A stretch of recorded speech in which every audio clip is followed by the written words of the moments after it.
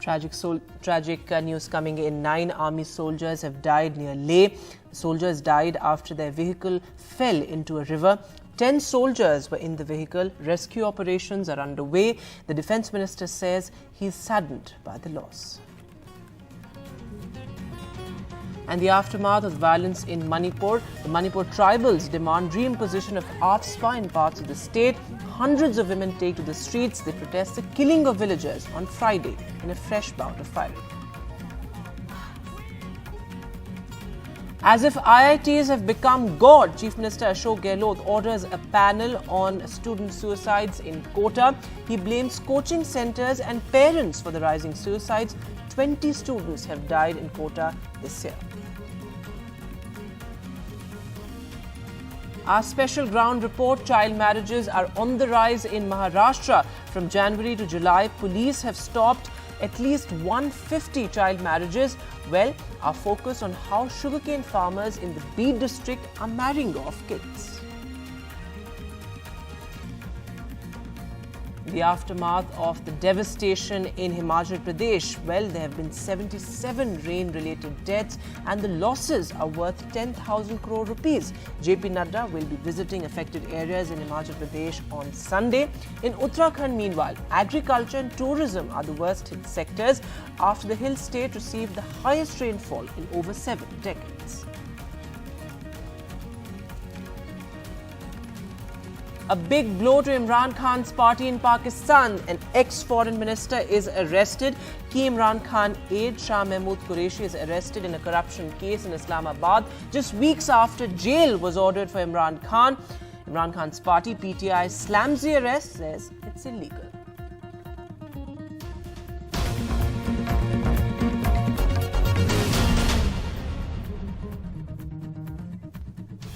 Hello and welcome. You're watching NDTV 24/7. Right at the top of the bulletin, we have some breaking news coming in. 9 soldiers have died after their vehicle skidded off and fell into a river in Leh. There were 10 soldiers who were on the vehicle. In fact, the troops in the vehicle were moving from the Karu garrison to the Kyari area, about 150 kilometers from Leh. Rescue operations are underway. And now the Defence Minister, Rajnath Singh, has also posted about it on social media, saying that he is saddened by the loss. And he said, "We'll never forget their exemplary service to our nation. My thoughts are with the bereaved families," is what he said. Nazir Masoodi is now joining us live on the phone line. Nazir, an absolutely tragic incident. 9 soldiers killed as their vehicle skidded off and fell into a gorge. What details do you have? Rescue operations are still underway. Is the cause of the accident ascertained? Well, 9 soldiers have lost their lives in their accident. 1 soldier is critically injured. He has been shifted to the army hospital in Leh. This is a place called Kyari, where this accident has taken place, and the vehicle apparently skidded off the road and fell into the river. It appears that the driver has lost the control and then this accident took place. The army truck was part of an army convoy which was on way to Kyari and Nyoma area from Leh. So it's 150 kilometers away from the Leh. As the Defence Minister, put up a post on social media, he said he's saddened by the loss of Indian Army personnel due to an accident near Leh in Ladakh. We'll never forget their exemplary service to our nation. My thoughts are with the bereaved family. The injured person have been back to the field hospital praying for their speedy recovery. So clearly, under the circumstances, Army has been operating in Ladakh for the last 3 years, following standoff in the eastern Ladakh with the PLA. And then we know Galwan clash. Since then, the army there's massive army mobilization in Ladakh for the last 3 years. So in extreme, circumstances, particularly during winter, when minimum temperature goes below up to 40, minus 40. So they serve in those conditions in difficult areas. So this army truck, which was on way from to Kyari, it met with an accident, and 9 soldiers have lost their lives and injured have been shifted to hospital, hoping for his best treatment and the safe recovery. So that is the details. Clearly, whenever such incidents happen, an inquiry is ordered. So in this case, it is also going to happen. But since evening what was the priority to,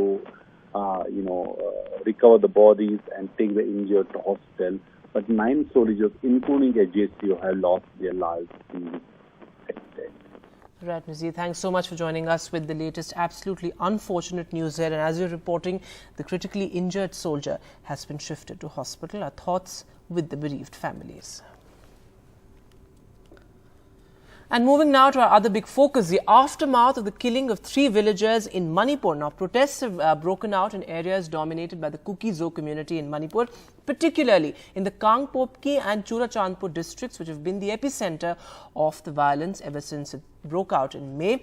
And well, these protests after the brutal killing of 3 people in the Thovai village of Ukhrul district. They are demanding the reimposition of the controversial Armed Forces Special Powers Act, or AFSPA, against which Manipur has been up in arms for almost 3 decades. Ratandeep Chaudhary has this report. Justice! We want justice! From Kangpokpi to Churachandpur, protests and rallies have erupted in several Kuki-Zomi-dominated areas of Manipur since Friday, after 3 tribals were killed in firing.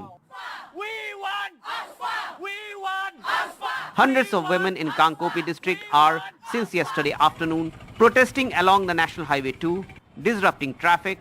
Their big demand: reimpose the Armed Forces Special Powers Act, which in the past has led to a lot of controversy in the northeast. I want to ask the government of India, if you don't want to impose President's rule, where is the Article 355? We demand the center to reinstate AFSPA in those areas that has been removed. Removal of Assam rifle from Litan area is one of the crucial points that has happened in this morning. In Churachandpur, where hundreds of youths took out a rally today on the demands of the Kuki-Zomi groups, AFSPA resonated again. The removal or the abrogation of AFSPA from the valley districts, what we have witnessed in recent months is the free movement of valley-based insurgent groups. In most cases, it is these people that are usually leading the attacks on tribal villages. AFSPA was first imposed in entire Manipur in 1981, allowing the armed forces special protection from prosecution. For 3 decades, Manipur saw massive protests against the controversial act, including Iram Sharmila Chanu's epic 16 years of fasting demanding the repeal of AFSPA. Since 2004, there has been gradual reduction of areas under AFSPA in the state. Demand of the people is to remove the Armed Forces Special Powers Act from the entire state of Manipur, and by the government of Manipur can revoke the disturbed area status under the Armed Forces Special Powers Act. Clearly, life has come full circle in Manipur, with people again demanding the very thing they had protested against. With K. Mangte in Churachandpur and B.M. Sanjoy Nimphal in Guwahati, Ratandeep Chaudhary, NDTV. And well, moving now to our special ground report. Child marriages have been on the rise in the state of Maharashtra. From just January to July, the police have stopped over 150 child marriages. We look at how sugarcane farmers in the Beed district are marrying off their children. And well, when those children grow up, they repeat the same trend, which is why the child marriages have been on the rise in Maharashtra. Government policies really need to evolve and change, is what the report reveals. Sohit Mishra has this ground report.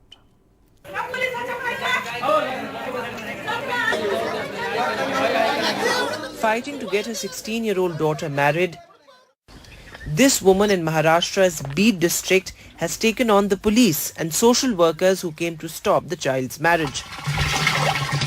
Between January and July this year, the Beed administration has stopped over 160 such child marriages and educated the families about the child marriage law. Another child, another marriage in the same district. This too stopped half an hour before the rituals. पूर्ण साज घालून जाणारच होते तेवढ्यात police आले तर मग police आल्याच्या नंतर त्यांनी सांगितलं की वय कमी मग सगळे पांगे झाले आणि मी पण घरी आलते मग घरी आल्याच्या नंतर सगळे जरा दुःखातच होते बसलो होतो मग कळलं की नाही होणार मग तेवढ्यातच वापस मग मला तिकडे नेलं पोलीस स्टेशनला तिथं विचारलं सही वगैरे केली. This girl lives with her uncle, who was himself married off as a child. In Bede, there are over 7 lakh sugarcane farmers who work on their farms for 6 months in a year, leaving behind their children. Worried about their security, the parents prefer to marry off the children. As a result, they do not complete their education and lose out on employment opportunities.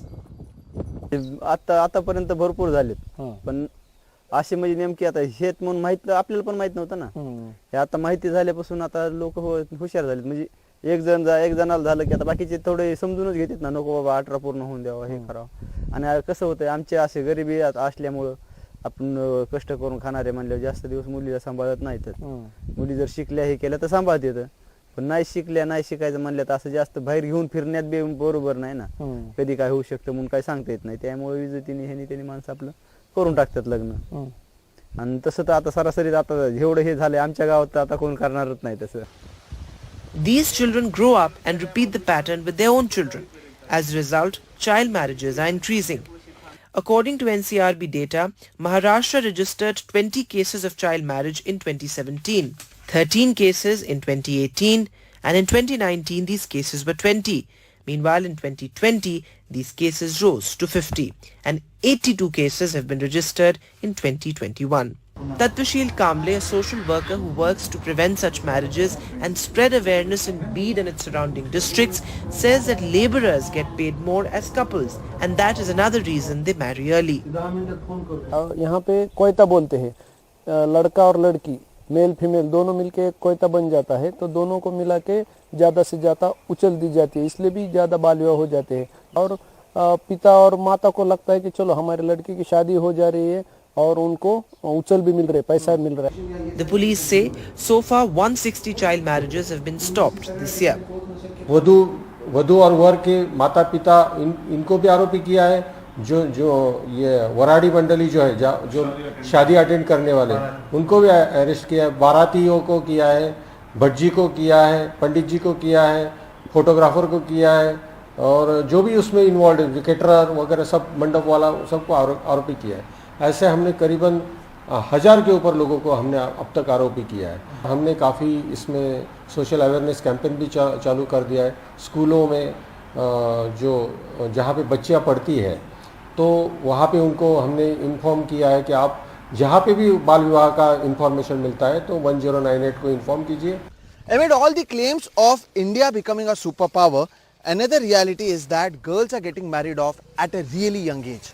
Now, while the local administration along with the help of social workers are trying to stop it, the need of the hour is that a lot of social awareness should be spread regarding child marriage, especially in rural areas. Now imagine if this is the condition in just one district of Maharashtra, what would be the condition throughout the country regarding child marriage? And that's why the need of the hour for the government is to provide more and more employment to women so that when the girl turns 18, the family members do not marry her off but try to empower her. In Bede, with camera person Sanjay Mandal, Sohit Mishra, NDTV. Welcome back. There's some good news for Indian students aspiring to study abroad. Well, the U.S. State Department has curated special courses for Indian students in American universities. Now, well, the U.S. move and this initiative is in line with India's new education policy of 2020. Now, these courses that have been designed specially for Indian students by the U.S. State Department are with a clear industry focus for graduates. And, well, this move will also help in bolstering India's ties with the U.S. So, this is, a one-year special course that is designed, a master's degree that has been designed for Indian students with industry specialization. And this could also help Indian students to actually get jobs there and stay in the US for up to 3 years after the completion of the course. But what really are these courses that are being offered by the US State Department? Well, these specialized disciplines or courses are with a clear industrial application purpose, and these courses are currently confined to the science, technology, engineering and mathematics subjects, the STEM subjects. These specialized courses also have a clear artificial intelligence push, something that has been discussed in the Prime Minister's visit to the US as well. There are courses on quantum engineering, also wireless technology and nanotechnology, and a special course on 5G and 7G communication systems as well. Semiconductor processing, something that was really the highlight of the Prime Minister's visit to the US, is also included in this particular course, and the courses will begin from the fall semester next year. But how were these courses designed? Because they are curated specially for Indian students. Well, the US State Department describes these courses as student-centric and also flexible and futuristic, also multidisciplinary. But this course was developed by a Jefferson Science Fellow at the US State Department, and he says that these courses will be beneficial to not just students but also governments of both the countries as well as the universities. There are 25 Indian and 20 American universities in talks, and as I said, these courses are multidisciplinary. The US State Department also says that it's a win-win situation for all, because the objective is to ensure that graduates enter the industry immediately after the completion of their course. The course could be completed in 1 year. It's a master's degree, and after that this will enable them to enter the industry, and this is a 12-month course. So a 2-year course has essentially been reduced to a 12-month course with 30 credits. Now, what does it mean in the larger diplomatic context? Well, as the US State Department says, it's a win-win situation. The courses will help India and the US in deepening its people-to-people linkages as per the State Department, and will also benefit the Commerce Ministry there, the Commerce Department, because, well, Indian students could contribute in revenue generation, and in the larger context, it's the US's soft diplomacy bid after the Prime Minister's visit there, and also has, in a sense, enshrined the Prime Minister's skill development push in this particular initiative there in the US. And moving now, the Ek Bharat Shresht Bharat Food Festival is being celebrated in Delhi. 23 states and many union territories participated in this Bharat Food Festival. In fact, it was multiple cuisines spread on the platter in this festival that celebrates unity in diversity. My colleague Srirupa Goswami was one of the lucky few to pay a visit there.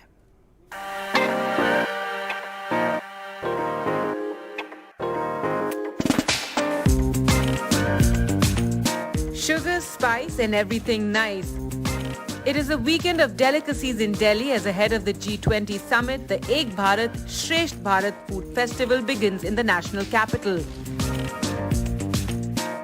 As many as 23 states and union territories are participating in the event, showcasing their state-specific cuisines with the idea of unity in diversity.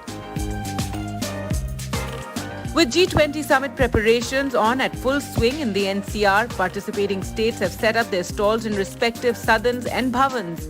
The aim of this festival is to boost domestic tourism and introduce people to multiple cultures. Coming out from Kashmir, we display our love, our respect for all our tourists. Whosoever comes, they enjoy our food because this is the delicacy that they may not get at the rest of the bhavans. All together.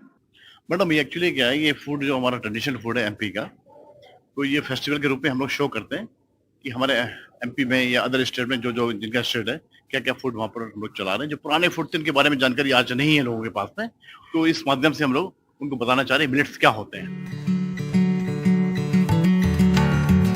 From mutton rogan josh to sambar vada, as people enjoy the delicacies at different bhavans, they say it will be a factor in picking their next holiday destination. Food is a major aspect of when we decide where to go.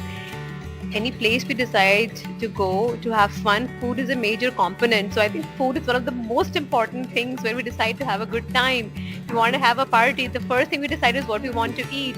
So similarly for any vacation, the food is the most crucial thing that we want to have. That includes having a good time. Meanwhile, on the sidelines of the food festival, the Meghalaya Pineapple Festival started off in Delhi's Dilli Haat, celebrating the state's pineapple farming. The idea of the festival is to introduce Meghalaya's farm-based products and its art and culture to the rest of the country. Be able to provide a better market access to the farmers. That's really what the purpose is. And also when there are tourists from within the nation, when they go to different parts of the country, to different states, I think the experience of the different kind of foods, different kind of fruits that are there, And the whole experience of the culture, I think, is a very important aspect of the experience that a tourist looks for. It is said that food is the highway to the heart. Multiple states have put their cultures on the plates now. The idea is to push their domestic tourism as well as the economy. With camera person AJ Joseph, this is Sri Rupa Goswami for NDTV.